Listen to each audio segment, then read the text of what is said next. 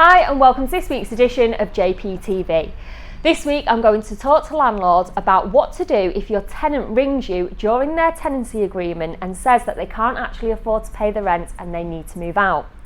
Now this has happened to us recently and it was unfortunate for the landlord, but here's my advice on the best thing to do.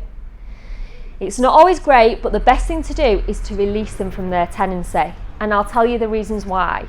If they can't afford to pay the rent, then you're going to be out of pocket and you still have a mortgage to pay.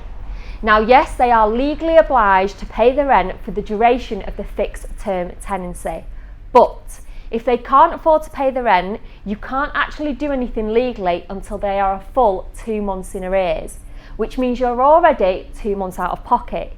You will then need to take them to court using a Section 8 for non-payment of rent. And this will cost you money, first of all, to register with the court to get the court hearing, and then the longer that it goes on and they remain in the property, the more and more that you are losing money. And it may be when it comes to the conclusion in court, if the judge does say that the tenant has to pay all the rent back, if they can't afford it, it could be a long time before you do see all of your money.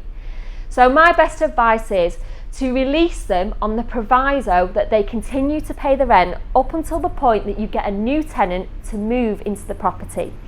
That way it means that you're covered for all eventualities, you're still receiving your rent for a short period of time as long as they can afford to pay you a small amount, and then you're going to have a new tenant moving in back to back.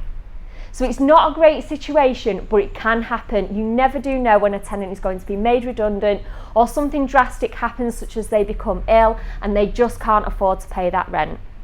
So that's all for this week, and I'll speak to you next week.